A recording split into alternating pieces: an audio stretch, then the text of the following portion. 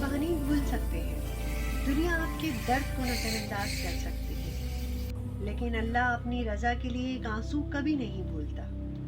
दुनिया आपसे मुंह मोड़ सकती है, लेकिन अल्लाह की रहमत आपका साथ नहीं छोड़ सकती। बिस्मिल्लाहिर्रहमानिर्रहीम। शुरू अल्लाह के नाम से जो बड़ा मेहरबान निहायत रहम करने वाला है। अल्लाह के पास आपकी मालो दौलत नहीं जाती, जाती है तो बस आपकी नियत। आज इस कहानी से छोटी सी कोशिश करूंगी कि अपने मालो दौलत से कुछ हिस्सा अल्लाह की राह में निकालें। एक छोटी सी बस्ती थी जिसका नाम था नूराबाद। वहाँ एक गरीब नाबीना रहता था जिसका नाम रफीक था। वो माल में तो गरीब था मगर ईमान और इंसानियत में अमीर था। हर सुबह फजर से पहले उठकर बिस्मिल्लाह कहता अपना पुराना तवा निकालकर लोगों की खातिर रोटियां बनाता था और लोगों का पेट भरता था। रफीक पूरी बस्ती में एक बात के लिए मशहूर था, वो भूखे को कभी खाली हाथ नहीं लौटाता था। अगर कोई उसको पैसे नहीं दे सकता तो मुस्कुरा कर कहता, कोई बात नहीं, अल्लाह मुझे इसका अजर देगा। ला युकल्लिफुल्लाहु नफ्सन इल्ला वुसअहा। अल्लाह किसी शख्स को उसकी ताकत से ज्यादा का जिम्मेदार नहीं बनाता।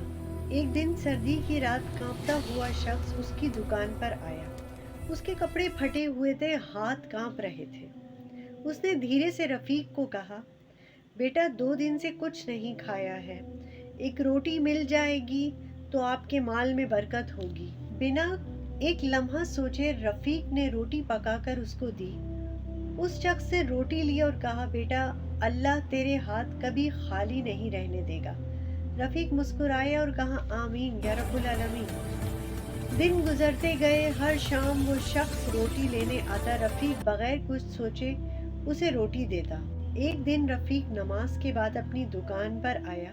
उसने देखा कि उसका तंदूर बारिश में टूट गया है। वो बहुत परेशान हुआ।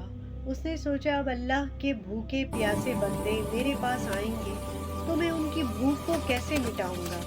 रफीक ने आसमान की तरफ देखकर कहा, अल्हम्दुलिल्लाहि अला कुल्ली हाल, हर हाल में अल्लाह का शुक्र है।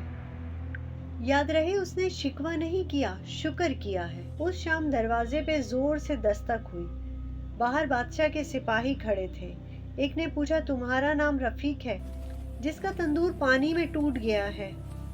रफीक घबराया, जी मैं रफीक हूँ। सिपाही मुस्कुराया, बादशाह ने तुम्हें महल में तलब किया है। रफीक बोला, मगर मैंने तो कुछ गलत किया ही नहीं है। रफीक सिपाही के साथ बादशाह के महल की तरफ रवाना हुआ। जैसे ही रफीक महल में दाखिल हुआ, उसने देखा जो शख्स रोज रोटी लेकर रफीक से खाता है आज वो शाही लिबास में खड़ा था। वो आदमी बोला, रफीक पहचाना मुझे? रफीक हैरान रह गया, आप वही हैं? बादशाह मुस्कुराया, आज उसकी आंखों में आंसू नहीं थे। हाँ रफीक, मैं वही आदमी हूँ। तुमने बिना कुछ मांगे सिर्फ अल्लाह के लिए दिया, तुम्हारी नियत आसमान तक पहुंची। बादशाह ने कहा, रफीक जब तेरा तंदूर टूटा मैं बहुत रोया क्योंकि अल्लाह ने मुझे तेरे इनाम देने के लिए चुना है। बादशाह ने रफीक को नई दुकान की चाबियां, सोने के सिक्के और मस्जिद के पास जमीन दी।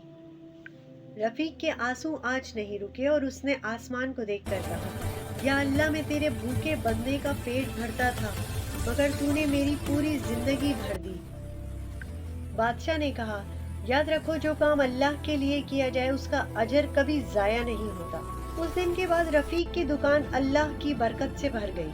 हर रोटी बनाते हुए वो कहता, बिस्मिल्लाहिर्रहमानिर्रहीम। ये रोटी किसी की दुआ बनकर आसमान तक पहुँचे। असली दौलत सोना या चांदी में नहीं है, खुदा की दी हुई नेक नियत है। जो काम सिर्फ अल्लाह के खौफ और खुशी के लिए किया जाए उसका सिला हर हाल में मिलता है।